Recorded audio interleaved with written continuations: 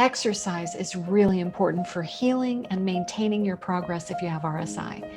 But there's some really important considerations before you join a group exercise program. Most fitness instructors are trained to teach what is known in the industry as apparently healthy individuals. They may never have heard of repetitive strain injury, and they may not know how to deal with it if someone in their class has it.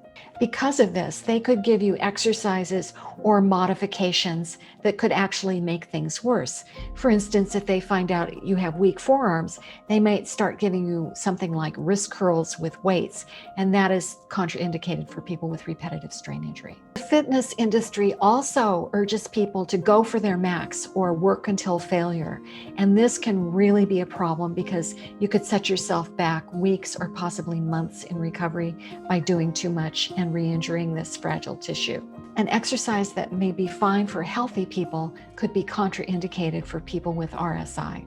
Well-intentioned fitness instructors may tell you to do what you can, but this is not helpful when the exercise itself is contraindicated for people with RSI. You could also feel peer pressure to keep up with other members of the class, even when you're feeling fatigue, pain, or other symptoms of RSI.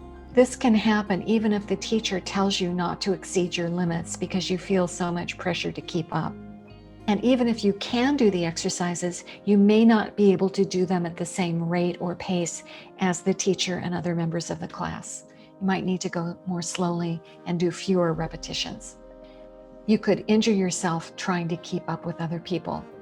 Even classes that are billed as easy or beginner or gentle may not be right for you.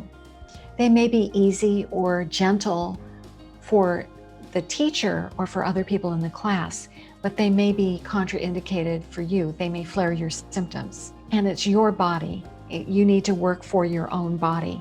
Never assume that the teacher knows more than you do. They are not in your body. You know your symptoms, and you know when you've gone too far. If you decide to join a group fitness class, be sure to tell your instructor about your injury and what you can and cannot do. You can also explain why you may be sitting out a whole series of exercises or doing your own modification of them. If your teacher insists that you can do more than you say you can, that class is not right for you. Be happy with doing less. Even if you don't do as many sets or reps as other people, you are still doing yourself a world of good.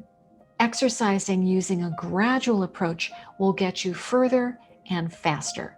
When you are looking for an instructor, here are some good signs. Look for someone who respects your limits. Look for someone who listens to you. Look for someone who encourages you to listen to your own body first. And look for someone who emphasizes good posture and the muscles of spinal strength.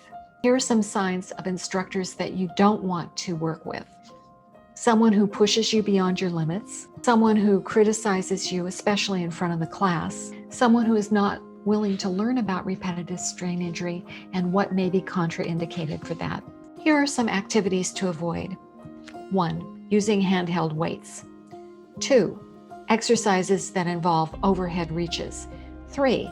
Exercises that involve weight bearing on the hands, such as push-ups. Also avoid any exercise that involves clapping.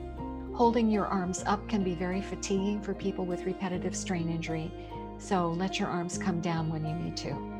Only lift your arms as far as is completely comfortable. Lastly, notice how you feel the next day. If you're sore or fatigued, that means you did too much the day before. Discontinue any exercises that causes pain, soreness, discomfort, or exacerbates your symptoms.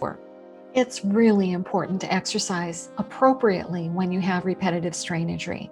So if you can't find the right group exercise class, I would recommend that you talk to a good physical therapist who's really knowledgeable about repetitive strain injury and have that person teach you a program you can do at home on your own safely. If you have any questions about exercise and RSI, drop them in the comment box below.